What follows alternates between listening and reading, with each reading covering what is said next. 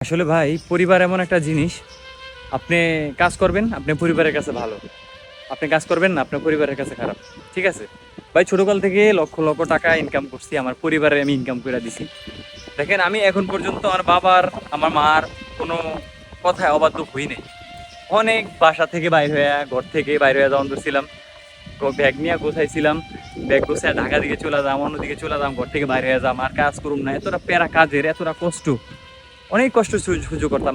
আমার মায় আমার বাবা আমার মারতো কাজ না করলে, ঠিক আছে, অনেক রাগারাগি করতো।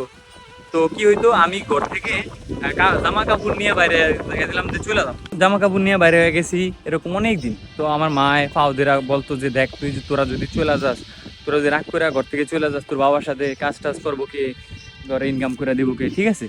তো অনেক এরকম সহ্য করছি। আসলে আমি ফেসবুকে একটা স্ট্যাটাস দিছিলাম যে আসলে আমি অনেক অসুস্থ, সকলে আমার জন্য দোয়া করবেন, সকলে ঠিকমতো নামাজ পড়বেন। আর কেউ যদি খোঁজখবর না নিতে পারেন কোনো সমস্যা নাই, কারণ আমি জানি যার যা জায়গা থেকে সবাই ব্যস্ত থাকেন, এটাই।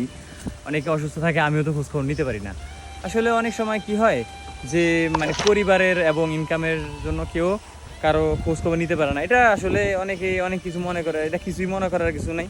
তো সকলে দোয়া করবেন। হ্যাঁ, অনেক মানুষের কথা শুনতাম যে বলতো, অনেক মানুষ বলতো যে তোর বাবা এত করে না খাওয়া, এত করে না খাওয়া মারা ফেলাইবো, কাজ করে মারা ফেলাইবো। কিন্তু আসলে কি, আমরা ওই কথাগুলো অনেক কষ্টভাবে নিতাম, পরে সহ্য করে থাকতাম। হ্যাঁ, কিন্তু একটা পর্যায়ে এখন কি হয়েছে, ওই মানুষগুলো ওই জায়গায় পড়ে রয়েছে। আসলে আমরা লক্ষ লক্ষ টাকা ইনকাম করি, বাইক চালাই, নিজের টাকা দিয়ে ইনকাম করে, ঠিক আছে। আসলে তারা আমার কাছে আসার কোনো যোগ্যতাই রাখে না, ঠিক আছে। তারা এখন পর্যন্ত ওই জায়গায় মানুষের বদনাম করে যাইতেছে। এই জন্য বলতেছি ভাই, যে কোনো কাজই করেন, আপনি যদি এখন কিছু না করেন, আপনি বেশি না 10-15টা মুরগি কিনেন, আপনি দেখবেন যে ওই মুরগি আস্তে আস্তে আস্তে আস্তে আস্তে করতে করতে দেখবেন আপনি মিনিমাম 1000 মুরগির মাহাজন হয়ে যাবে মহান আল্লাহ তালার রহমতে, ঠিক আছে। আপনি সৎভাবে ইনকাম করেন। তো আমার যারা ছোটরা আছেন তারা অবশ্যই আমাকে একটু ফলো করেন। আমি নামাজ পড়া দোয়া সিলা যে দোয়াগুলো করছি, ওই দোয়াগুলো আমার আস্তে আস্তে পূরণ হইতেছে। ভাই সত্যি কথা, আপনি মহান আল্লাহ তালারা ধরেন, মহান আল্লাহ তালা আপনাকে দিবে, অবশ্যই দিবে, ঠিক আছে। আপনার নিয়ত, আপনার টাকার ভিতরে যদি সৎ হয়, আপনি যদি খাবারের ভিতরে সৎ হয়, দেখবেন আপনার দোয়া কবুল হবেই। আপনার খাবারের ভিতরে অসৎ হলে আপনার দোয়া কবুল হবে না, এটা শিওর।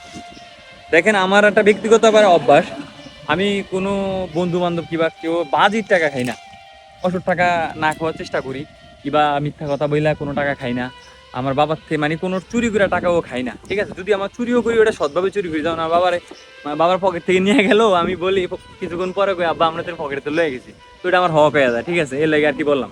সবাই ঠিক মতো নামাজ পড়বেন, আর আসলে যে যে কাজই করেন কাজটাকে মূল্য দিবেন। আমার আমার ব্যবসার জন্য দোয়া করবেন। দেখেন আমি এতটা অসুস্থ, তারপরও আমি এই যে অসুস্থ নিয়ে আমার এই কাজে এসে পড়ছি। আমার বাবা আমার ফোন দিছে, বলতেছে যে পাতানোর টর্চ আছে, তুই একটু আইসা তের পালার কাগজ নিয়ে আস। দেখেন এই অসুস্থ নিয়ে গাড়ি চালাইতেছি, কাজ করি, ঠিক আছে, এই আর কি।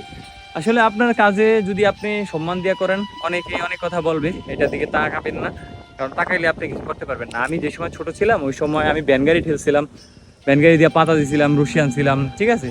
আমার অনেক মানুষ অনেক কথা বলতো যে তোর বাবা তোর মায়েরা লাইবো, ঠিক আছে। আসলে ভাই আমার ইসলামের কোনো ভালো কোনো জ্ঞান নেই, তারপরও আমি যতটুকু একটা বিষয় জানছি, যেটা হচ্ছে আপনি ফজরের নামাজ পড়ে ঘর থেকে বের হবেন, নিয়ত করে বের হবেন। আমি যে কাজই বের হন, আপনি নিয়ত করে বের হবেন যে আপনি যে একটু একজন হইলেও নামাজের দাওয়াত দিবেন, 2-3 জনের নামাজের দাওয়াত দিবেন, দেখবেন আপনার সারাদিন দাওয়াতি কাজের ভিতরে চলে যাবে, ঠিক আছে। এখানে কাজ শেষ। আশা করি অন্য একটা ভিডিওতে দেখা হবে। সে পর্যন্ত সবাই ভালো থাকুন, সুস্থ থাকুন, সবাই ঠিকমতো নামাজ পড়বেন। আসসালামু আলাইকুম।